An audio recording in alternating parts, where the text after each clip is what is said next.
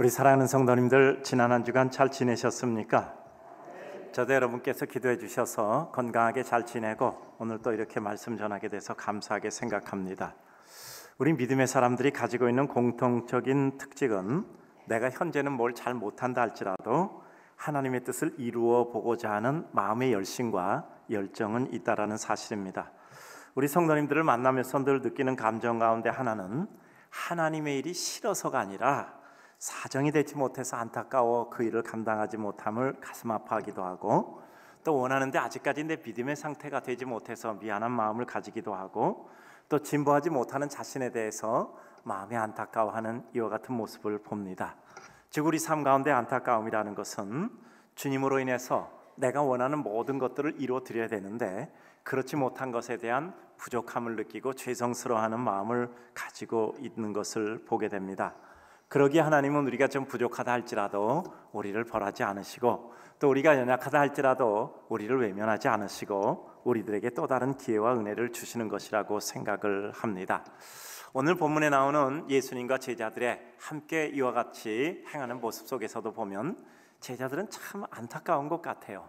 그 예수님께서 십자가의 고난을 지시기 위해서 안타까워하며 기도해달라고 하는데, 그럼에도 불구하고 제자들은 그 눈꺼풀을 이기지 못해서 혼곤히 잠이 들고, 예수님께서 그들을 흔들어 깨울 때마다 미안해하면서도 또다시 잠들어 있는 그들의 모습을 보면서 미안해서 어쩔 줄 모르면서도 그 상태를 벗어나지 못하는 인간의 유약함을 보게 되는 것입니다.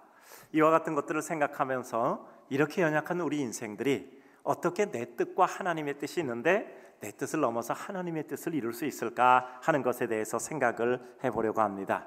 이제 올해도 오늘 지나면 한 주간 더 남아있는데 한 해를 돌아보면서 내가 하나님의 뜻을 이뤘는가, 아니면 끝까지 내 뜻을 추구하고 살았는가 라는 것을 생각해 볼 때 어찌 생각하면 하나님께 미안하고 죄송한 마음이 드는 것이 우리의 삶이죠. 그러나 그 미안하고 죄송하는 마음이 있다는 것 자체가 우리가 하나님을 사모하는 것이라고 봅니다. 이제 오늘 본문에 대해서 잠시 말씀드립니다. 예수님께서 마지막 십자가를 지고 골고다의 언덕에서 이제 못 박혀 죽으시고 부활하시고 우리 인생에게 그것으로 인하여 영원한 생명을 주셔야 될 시간이 왔습니다. 예수님께서는 그 십자가의 사역을 지시기 위해서 하나님께 간절히 기도하는 것입니다. 아버지여, 할 수만 있으면 이 잔을 내게서 멀게 하옵소서. 그러나 내 원대로 마시고 아버지의 원대로 하옵소서 하는 마지막 수용의 은혜를 이루게 되는 이와 같은 장면입니다. 그런데 이와 같은 장면들을 바라보면서 예수님께서 그의 제자들과 더불어 이런 마지막 행간을 보게 됩니다. 예수님께서는 사람들을 물리시고 12명의 제자만은 데리고 겟세마네를 오릅니다. 그 가운데 또 중간에 9명을 남기시고 3명만 데리고 또 위로 올라갑니다. 가다가 또 3명에게 말을 합니다. 내가 이제 너무 어려우니 너희는 깨어서 나를 위해서 기도해 다오. 예수님께서는 십자가의 사역을 이루기 위해서 그 마음속에 가슴 아픔과 인간의 죄에 대한 그로 말미암아 죽어야 될 인생들의 모습을 볼 때 너무나 가슴 아픈 겁니다. 메시아로서의 고난, 즉 죄로 인하여 인류가 멸망당하고 그 죄값을 지시고 돌아가는 죄의 참담함에 대해서 가슴 아파하시는 거죠. 그래서 제자들에게 내 마음이 심히 고민하여 죽게 됐으니 너희는 여기 머물러 깨어있으라 기도를 요청하고 가신 것입니다. 너희가 나를 위해서 깨어 기도해다오. 하나님 나라와 그 사역과 앞으로 이루어질 십자가와 그리고 구원의 사역을 위해서 기도해달라는 간절한 마음이었습니다. 그리고 간절히 기도를 부탁하시고 하나님께 기도하신 거죠. 아버지여, 이 잔을 내게서 멀게 하옵소서. 그러나 내 원대로 마옵시고 아버지의 원대로 하옵소서. 그리고 기도하다 너무 힘들어서 제자들에게 내려와서 좀 기도의 후원 요청을 하려고 하면 제자들은 예수님의 말씀을 잊고 까맣게 잊어버린 채로 쿨쿨 잠자고 있는 겁니다. 다시 흔들어 깨워서 나를 위해서 좀 기도해다오. 다시 흔들어 깨워서 기도해다오. 이렇게 3번을 하는 거죠.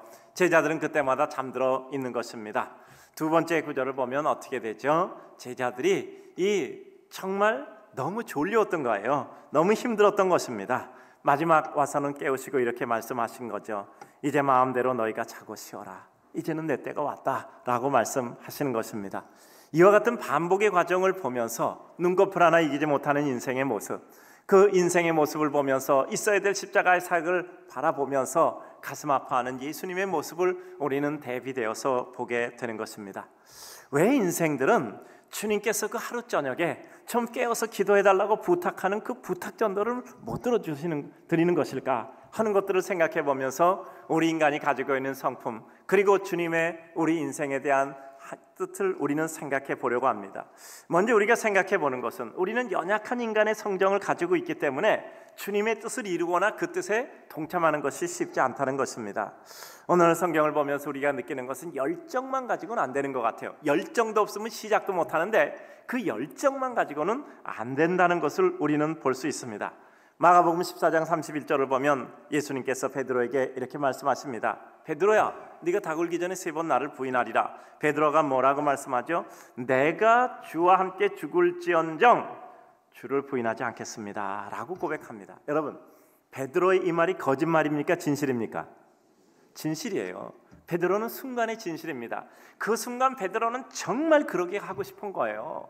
내가 다른 사람은 어떨지언정, 내가 죽을지언정 나는 주님을 부인하지 않겠습니다. 이건 베드로의 진실이었고 그렇게 하고 싶었던 것입니다. 그런데 마가복음 14장 71절에 가면 베드로가 저주하여 맹세하여 가로되 나는 너희 하는 말을 알지 못한다. 뭐죠? 사람들이 예수님을 바라보고 있는 베드로를 보고 가야바들에서 이 사람도 예수님 쫓아다녔는데요 이랬더니 뭐라고 얘기하냐면 부인하고 저주하여 맹세하여 가로되 나는 너희가 말하는 사람을 알지 못한다. 예수님 난 모른다라고 한 겁니다. 저주하고 맹세하여 가로되 나는 너희가 말하는 사람을 알지 못한다. 나는 예수님 알지 못한다. 이렇게 말하고 있는 거예요. 여러분, 그렇게 뜨거운 열정과 사랑에서 예수님 나는 죽을지언정 주님을 부인하지 않습니다 했던 베드로가 왜 이렇게 굴절이 되냐 하는 것이죠. 그래요, 예수 그리스도를 저주하고 예수 그리스도에 대해서 욕하고 하는 이 베드로의 처참함, 이와 같은 것은 뭐죠? 그는 마음에 열심을 갖고 주님에 대해서 뜨거운 마음이 있었는데 능력이 없었던 겁니다. 제 방에 보면 써있다 그랬잖아요. 부패된 인생을 믿지 말라. 그 밑에 다만 그 순간의 진심을 소중히 여기라. 그래요, 우리 인생은 부패되어 있기 때문에 자기가 진실로 토로한 것을 지킬 능력이 없습니다. 제가 잘하겠습니다. 제가 이렇게 훌륭히 지내겠습니다. 제가 이렇게 주님 따라 살겠습니다. 주님께 나를 드리겠습니다. 이렇게 얘기한 게 거짓말이 아니에요. 근데 자기가 진심으로 고백한 그것을 지킬 능력이 없는 겁니다. 그러다 보니까 객관적으로 보면 무슨 거짓말한 것 같고 객관적으로 하면 이거 엉터리 말한 것 같아요. 그러나 그 순간은 진심입니다. 그러니까 우리가 사람은 믿을 필요가 없어요. 믿을 수가 없는 겁니다. 부패되어 있으니까, 곧 가야 될 길이 정해져 있으니까. 그러나 그렇다고 그 사람 거짓말한다, 아니면 교묘하게 사람 올린다라고 생각할 필요는 없어요. 그 순간은 진실이었다 생각하고 그 순간의 진실을 소중히 여겨야 인생을 사랑하는 겁니다. 제가 지난 금요일에 감사하지 않고 우리가 어떻게 살 수 있겠습니까? 라고 말씀드렸잖아요. 이 척박한 세상 속에서, 이 고통 많은 세상 속에서, 이 마음대로 되지 않는 세상 속에서 우리가 하나님께 감사한 마음조차 없으면 우리가 어떻게 이 세상을 이겨내며 살 수 있겠습니까? 그 어려운 고통과 그 괴롭고 힘든 것들을 감사하는 마음으로 딛고 일어서지 않는다면 우리가 어떻게 이 세상을 살 수 있겠냔 말이에요. 마찬가지로 인간의 관계 속에서 내가 그의 진심을 인정하지 않으면 어떻게 이 세상을 살 수 있겠냐 말이에요. 저 사람은 거짓말할 것이고, 저 사람은 나를 속일 것이고, 저 사람 말을 했지만 지키지도 못할 것이고, 이런 식으로 세상 사람들을 보면 우리는 세상을 살아가는데 행복할 수가 없어요. 세상을 어떻게 사랑하고 살 수 있고 어떻게 인생들을 사랑하며 살 수 있겠습니까? 그래, 인간이니까 당신은 그렇게 말을 해도 지킬 능력은 없어. 그러니까 당신이 말하는 것을 기대할 필요는 없어. 그러나 지금 당신이 하는 이 순간은 진실이야. 시간이 지나서 나를 해왔다 할지라도, 나에게 여러 가지 위해를 끼쳤다 할지라도, 그래도 그 순간에 귀중한 마음이 있었던 것을 생각하면서, 그를 다시 생각하면서 아끼면 우리는 인생들을 사랑할 수 있는 겁니다. 그 인생들을 사랑하지 않고 우리가 어떻게 이 세상을 살 수 있겠습니까? 세상은 전부 나에게 피해를 주는 사람 투성이요, 이 세상은 나를 속이는 사람 투성이요, 이 세상은 내가 믿었다는 큰 코 다치는 이와 같은 세상이라면 우리가 어떻게 행복을 가지고 이 세상을 살 수 있겠습니까? 그러니까 그 순간의 진실을 소중히 여겨 그 사람을 내 뜻이 생각할 때 우리는 인생에 비로소 사랑의 발로가 열려지게 되는 것이죠. 사랑 그런 겁니다. 연약한 인간의 심성을 가지고 있기 때문에 자기가 뜨거운 열정으로 했지만 그 말을 이루지 못해요. 능력이 없기 때문이죠. 우리가 설교 말씀 듣고 은혜 받았다고 합시다. 우리가 성경 읽다 은혜 받았다고 합시다. 기도했다고 마음이 뜨거웠다 합시다. 그렇게 사나요? 못하잖아요. 늘 말씀드리지만 이건 정서적 설득에 불과해요. 그래, 그렇게 살아야 돼. 내 마음이 움직여서 정서적 설득에 불과해요. 그러나 그렇게 사라지나요? 끊임없는 반복적 훈련을 통해서 또 일어나고 또 넘어지고 또 일어나고 또 넘어지는 이와 같은 순간을 통해서 조금씩 하나님의 사람으로 만들어지는 것. 맹세했다고 이루어지나요? 베드로 맹세했는데 뭐가 이루어져요? 우리의 인생이라는 것은 수많은 엎치락뒤치락을 하면서 내 자신을 보고 나의 누추함을 보고 또 한 걸음 나가고 또 한 걸음 뒤로 오는 이와 같은 과정을 거쳐서 우리는 삶을 배우고 깨우치고 이거저거하고 능력을 소지하게 되는 것이죠. 그러니까 인생에 대한 사랑의 마음을 가지고 보지 않으면 우리는 이 세상을 살 수가 없는 겁니다. 그래요. 사람이 가지는 특징 가운데 또 한 가지가 뭡니까? 자꾸 이전으로 돌아가려고 하는 거예요. 조금 주님 앞에 믿음으로 나왔다 또 이전으로 돌아가고, 사람들에게도 하나님의 마음으로 나갔다 또 이전으로 돌아가는 거란 말이죠. 우리 이런 생각 없으니까 야, 이건 내가 예수 믿는데 너무 일찍 믿어서 하고 싶은 거 다 하고 믿을 걸. 좀 아까운 사람은 없습니까? 우리 자꾸 살다 보면 이전이 좋았던 것 같아요. 아유, 그래도 그때 좀 괜찮았잖아 라고 생각하는데, 왜냐하면 과거는 추억이라는 필터를 필터링하기 때문에 그것으로 말미암아 다 좋아 보이는 겁니다. 여러분, 이스라엘 백성이 430년 동안 종살이했어요. 종살이에서 뭘 잘 먹고 잘 살았겠습니까? 너무 괴로워서 하나님께 고통의 고역 소리가 하나님께 들려 그들을 굽어 살피시다 하나님께서 모세를 세워 출애굽시켰는데요. 광야에 들어가더니 고통스러우니까 뭐라 그러죠? 우리는 애굽에 있을 때 고기 까마귀 곁에서 고기를 먹고 왜 오이, 부추 이런 거를 마음껏 먹었는데 하면서 장가를 세워서 돌아가자라는 겁니다. 어리석은 일이잖아요. 그런 적도 없고요, 그럴 리도 없었어요. 그런데 그들은 조금 괴로우면 이전에 대해서 좋았던 거 한 가지를 가지고 일반화시켜버리는 거예요. 그러므로 말미암아 이전이 좋았다 이렇게 사람들을 선동하게 되는 것이죠. 그래서 우리 삶 가운데 중요한 것은 무엇입니까? 열정 하나만 가지고는 이루어질 수 없는 겁니다. 열정 하나만 가지고 이루어질 수 없고, 우리는 그 가운데 우리 자신을 봐야 되죠. 바른 인식이 있어야죠. 우리가 나 자신에 대한 바른 인식은 하나님께 대한 신인식, 바른 인식을 통해서 내가 나를 깨닫게 되고 내 길을 결정하게 된다고 말씀드렸잖아요. 인간은 연약한 거예요. 내 자신이 연약한 것을 바로 인식할 때 거기서부터 출발하잖아. 내가 부족하다는 것을 느껴야 출발부터 이루어지는 것이죠. 우리가 하나님의 뜻을 이루기 어려운 또 한 가지 이유는 뭐죠? 근본적으로 저희들 인생에 짐이 있는 겁니다. 오늘 40절 보니 두 번째 내려와서 예수님께서 뭐라고 얘기하셨죠? 저희의 눈이 심히 피곤합니다. 아니, 그 하룻밤 못 자는데 예수님이 그렇게 너무너무 괴로워서 그러는데 예수님의 괴로운 마음에 동참할 수 없어요. 왜냐하면 너무나 피곤하니까. 눈이 심히 피곤합니다. 예수님께서 뭐라고 말씀하셨죠? 누구든지 나를 따라오려면 자기 십자가를 지고 나를 쫓으라고 말씀하셨습니다. 왜 이렇게 말했는지 알아요? 난 장사 치러야 되니까, 나는 밥 갈러 가야 되니까, 나는 장가 가야 되니까, 나는 뭐 해야 되니까, 재산 지키러 가야 되니까, 사람 만나러 가야 되니까, 다른 일 기쁘게 하러 가야 되니까. 각각의 이유가 있었어요. 다 형식적으로는 다 맞아요. 뭐가 틀린 겁니까? 그런데 예수님이 올 땐 이와 같은 모든 인생의 짐을 그렇게 해결할 수는 없어요.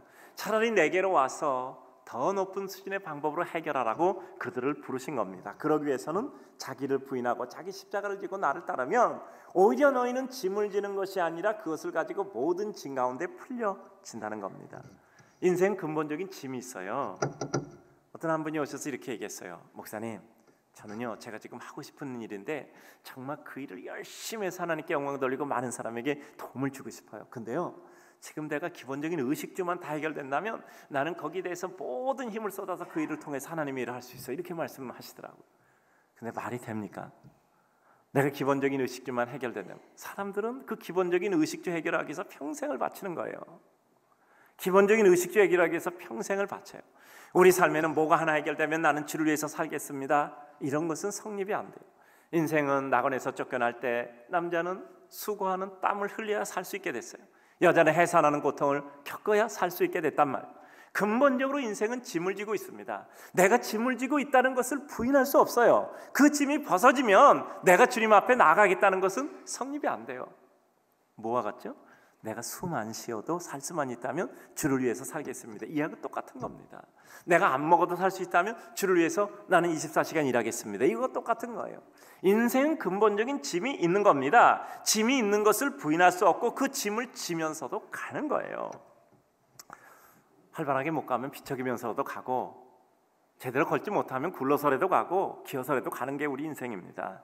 그래서 우리는 하나님 앞에 나아가는 거죠. 학생들이 이런 생각, 내가요 자리에 앉기가 어려워요. 내가 자리에 딱 자리만 잡고 앉을 수 있다면, 정신만 집중될 수 있다면, 내가 머리만 맑을 수 있다면 나는 열심히 공부할 텐데 이게 안 되는 거야. 여러분 생각해보면 뭐 그러면 안 될 게 뭐 있어. 머리 맑고 정신 집중되고 의자에 오래 앉을 수 있으면 되는 거잖아요. 여러분, 그러니까 내가 숨만 안 쉴 수 있다면 내가 그냥 24시간 일하겠습니다, 이렇게 얘기하는 거하고 똑같은 거잖아요. 우리 인생이라는 것은요, 근본적인 짐이 있습니다. 그런데 우리들에게서 그 짐은 벗어나려고 벗어나는 게 아니에요.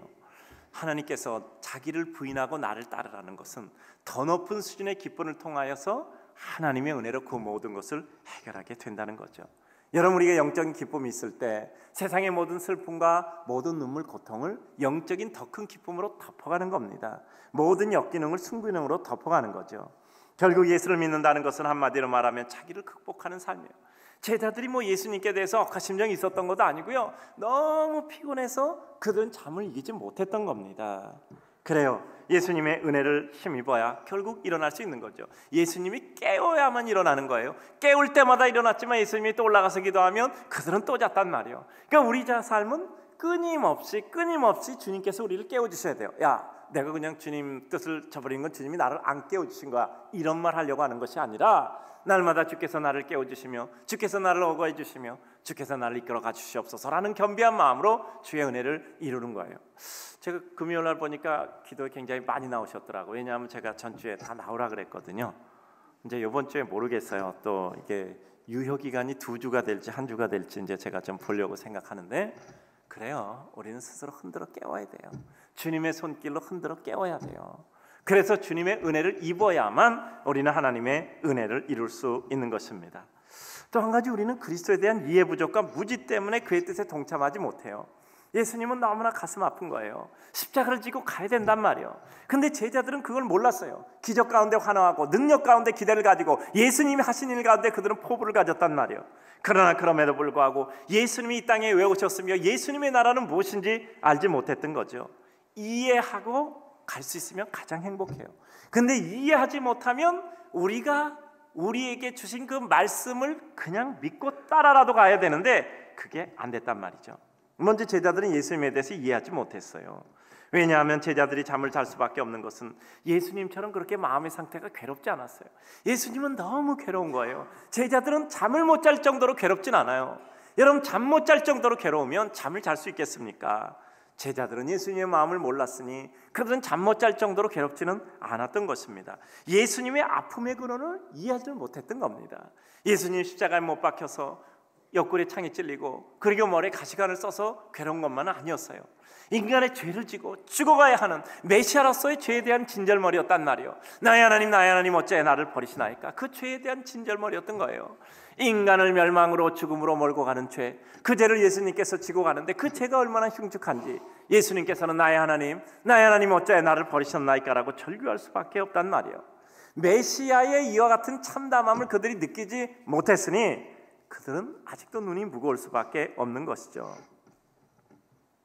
여러분, 우리가 육신이 아프면 마음도 아파요. 그런데 근본적으로 우리 인간은 마음이 상심하면 육신이 문제도 아니에요. 여러분, 이렇게 생각해 봅시다. 몸이 병들고 불편한데 살겠다는 의지가 있어요.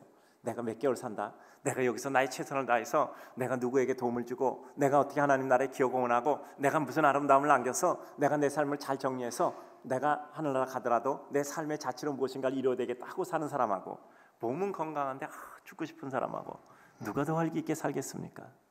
몸은 건강한데 죽고 싶은 사람하고, 죽을 병에 걸려도 내가 내 삶을 잘 정리하고 활용해서 마지막 작품을 완성하고 내가 사인하고 가야 되겠다라는 사람하고 누가 더 힘있겠냐고요. 우리들에게 가장 중요한 것은 우리의 내적인 자아입니다. 예수님의 구속사역에 대한 관심이 없어요. 인간적으로 생각할 때 제자들은 대단한 사람들이죠. 그래도 자기의 모든 걸 버리고 주를 쫓았지만 그러나 이들에게는 이해가 부족했단 말이에요. 당시 예수 그리스도는 떠돌이 랍비에 불겠어요. 그런데 그 예수님을 생각하면 너무 우리는 죄송하죠. 머리 둘 것이 없죠. 동가숙 서가시 가죠. 능력을 행하고 기적을 베풀 때 사람들은 환호하고 구름대같이 몰려들었어요. 그러나 그들은 썰물처럼 또 빠져나갔단 말이에요. 인자는 고독 가운데 빠져 있잖아요. 예수님의 기적을 베풀 때 제자들은 예수님을 보고 그들의 꿈을 키웠습니다. 하늘나라의 꿈이 아니라 인간 세계의 꿈이었던 거예요. 그것을 예수님이 모를 리 없어서요. 누구도 예수님을 이해해주지 못했죠. 그러나 그런 가운데 주님께서는 그와 같은 일을 진행했던 것이죠. 우리가 초기 신자 때는 괜찮아요. 성경에 나오는 모든 사람은 병 고치려고 나왔고요, 귀신 들린 자녀들 귀신 쫓으려고 나왔고요, 배가 고파서 나왔고 꿈이 없어서 나왔어요. 누구나 다 그렇게 나오는 겁니다. 그러나 예수 그리스도를 알고 난 뒤에 그들의 삶은 달라졌던 거죠. 제자들도 마찬가지예요. 그와 같은 사람이었으나 부활하신 예수님을 보고 그들은 다시 사도로서 바뀌어짐을 당한 거죠. 우리의 믿음 가운데 초기 신앙을 떠나서 선제되어야 될 사항은 우리의 모든 관점은 예수 그리스도의 나라와 영원한 생명과 구원의 사역에 있어야 하는 것이죠. 최소한 믿지 못하면, 최소한 이해하지 못하면 이제는 그 주님에 대해서 신뢰를 가지고 우리가 가지고 있는 믿음을 가지고 내가 이해되지 않아도 주님은 맞으니 그 말씀을 따르겠다라는 마음의 각오를 가지는 것은 우리들에게 매우 필요한 것입니다. 마지막으로 하나님의 뜻을 이루는 길은 결국 고독한 선택과 결단이 필요합니다. 키르케고르는 우리 인간에 대해서 이렇게 얘기했어요. 하나님 앞에선 단독자라고 얘기했단 말이에요. 아무도 같이 할 수 없어요. 부부도 같이 할 수 없고 부모 자식도 같이 없어요. 하나님 앞에 설 때 딱 혼자 단독자로 선단 말이죠. 주님의 뜻을 이루는 길은 결국 고독한 선택과 결단의 길입니다.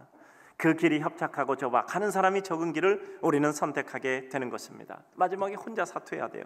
그 제자들도 다 떨어져 나가고 예수님 마지막 혼자 사투하고 계신 것입니다. 여러분, 내 주변에 많은 사람이 나를 동조해주고 내 주변에 많은 사람들이 나에게 전부 내 편이 돼준다고 생각하면 또 때때로는 한번 의심해 봐야 돼요. 내가 정말 주님의 일을 하고 있는가? 우리는 동조자를 모아 우리는 하나님의 일을 하지만 때로는 아주 결단의 순간에는 누구나 고독한 그 순간에 우리는 설 수밖에 없는 것입니다. 우리를 고독하게 만드신 것은 다 하나님이 우리를 향하신 뜻하는 바가 있기 때문이죠.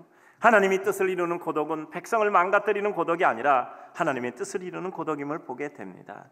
하나님이 우리를 홀로 버려두는 순간이 있어요. 왜 이렇게 고독하지? 왜 이렇게 외롭지? 왜 이렇게 내 주변에 사람이 없지? 왜 나는 마지막까지 몰려야 되나? 왜 이렇게 혼자일 수밖에 없나? 그 이유가 뭐지요? 주님께서 우리에게 들려줄 얘기가 있기 때문이죠. 사람은 여러 소리가 동시에 들리면 주님의 소리를 못 들어요. 아니, 못 듣고 싶어 해요. 많은 소리가 들릴 때 못 듣죠. 주님께서 따라서 모든 거 다 차단하고 마지막으로 주의 음성을 들을 수밖에 없는 막다른 골목에 서게 하는 거죠. 고독해서 무슨 소리든지 받아들일 수밖에 없는 그 고독의 절정의 순간에 주님께서 우리에게 말씀하시는 거죠. 하나님께서 모세에게 내 백성을 구해라라는 말하기 위해서 40년을 묻어두셨던 거예요. 모세는 다른 소리 들리는 것도 없고 하나님께서 들려주는 그 한마디 음성이 들려 결국 그는 그 길을 선택할 수밖에 없는 것입니다. 여러분들 무슨 말 할 때 꼭 들려주고 싶은 말은 말을 아끼잖아요. 그렇다 들려주는 거잖아요. 죄송하지만 뭐 다른 예가 별로 없네요. 목사도 목회하다 보면 이렇게 저렇게 사람을 만나야 될 때가 있잖아요. 꼭 이 말을 들려줘야 되겠다. 늘 말씀드려요. 설득은 상대의 마음을 바꾸는 게 아닙니다. 상대의 마음을 내가 바꾸는 게 아니에요. 내 진실을 보여주고 그가 선택할 수 있도록 기회를 주는 겁니다. 그래서 그 스스로 선택하면 그게 설득이 되고 안 되면 할 수도 없죠. 내가 바꾸어 놓으면 그 마음을 또 바꾸어 놓는 게 우리 인생이잖아요.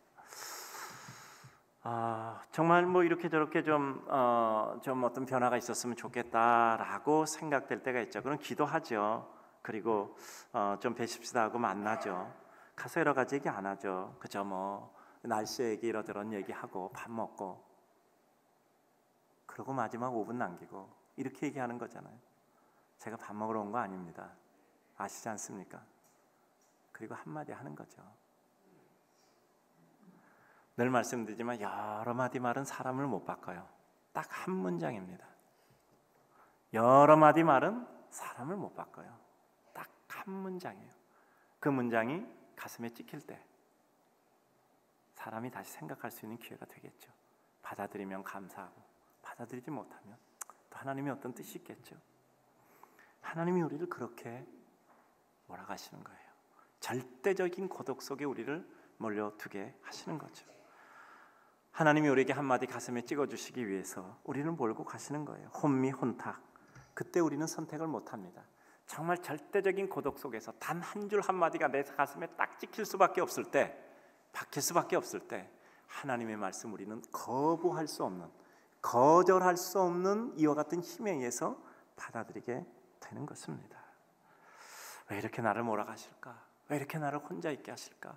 왜 이렇게 나를 고독하게 하실까? 왜 주변의 사람들은 다 떠났을까? 왜 이렇게 나는 혼자일 수밖에 없을까? 그때 주님께서 우리에게 다가오시는 것입니다. 꼭 먹게 하려면 배고프게 만들어야죠. 하나님께서 우리에게 고독으로 몰아가시면 나를 통해서 무슨 큰 역사를 계획하고 계시나 보다. 우리 성도들 보면 참 무엇인가 주님 앞에 열심히 살아가는데 일도 안 되고 지루하고 고통스럽고 괴롭고 그 기간이 너무 길어요. 그러다 보면 지치기도 하잖아요. 왜 하나님이 나를 이렇게 지치게 할까? 제가 목소라도 봐도요, 왜 저분은 괜찮은 분인데 왜 이렇게 지치게 할까라는 생각이 들 때가 있습니다. 그러나 하나님의 어떤 뜻이 있음을 생각을 합니다. 어떤 뜻이 있겠죠? 거부할 수 없는 하나님의 은혜 상태로 만들어 놓고 하나님께서 그를 하나님의 사람으로 세워 그의 역사를 이루시겠죠. 그래요.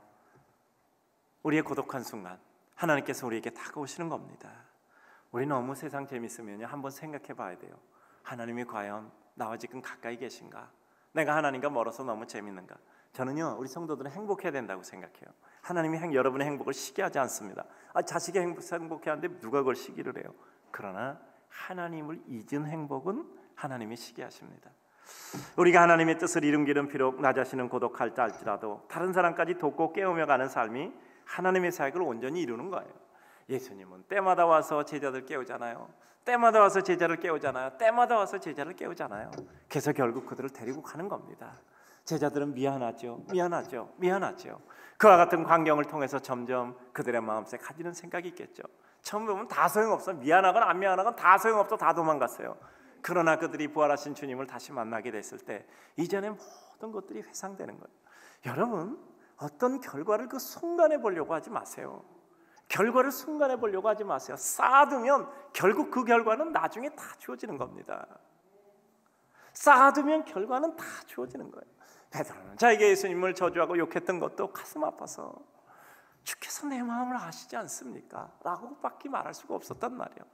그는 십자가를 지고 결국 주님 앞에 그의 삶을 드리는 삶이 되었던 겁니다. 우리의 실수, 실패, 미안함 모든 것 나중에 다 유효해요. 여러분, 금방 결판 보지 말려고 생각하세요. 나중에 쌓아두면 그것이 결국은 다 결과에 도움이 되는 것입니다. 그래요. 다른 사람 깨웁시다. 깨워요. 같이 가는 겁니다. 같이 가는 거예요. 나도 부족한데 부족한 사람이니까 서로 세워가는 것이죠. 그래요.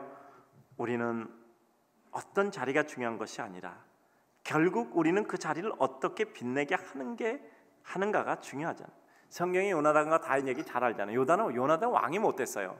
다윗을 왕으로 세우면 그건 자기가 왕이 못된다는 걸 의미한데도 다윗에게 하나님의 은혜가 임했다는 걸 그는 알았어요.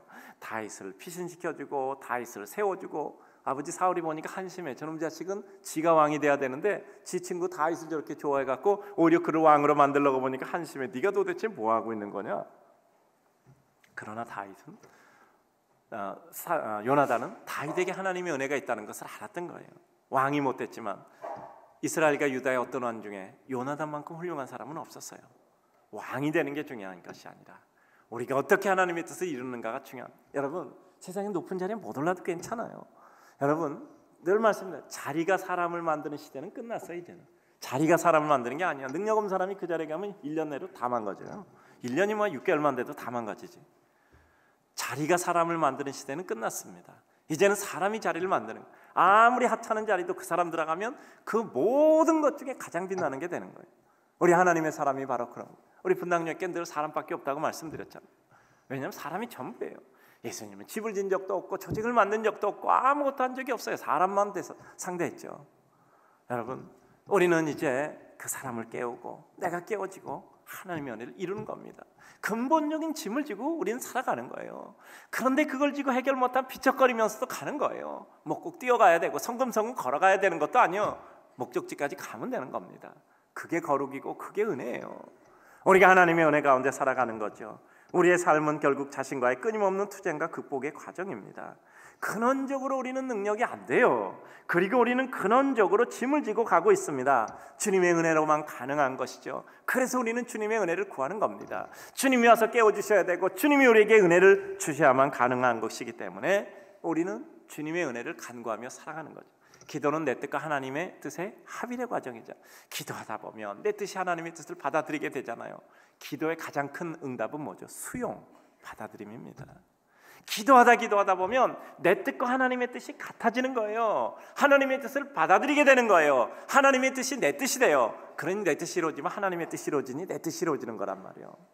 기도하다 보면 하나님의 뜻과 내 뜻이 하나가 되는 거예요.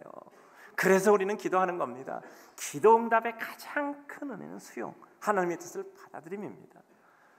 그러나 여러분 너무 괜히 부담 가지고 기도할 필요는 없어요. 기도하다 보면 하나님이 은혜로 인도하시는 것이에요. 기도 그냥 하세요.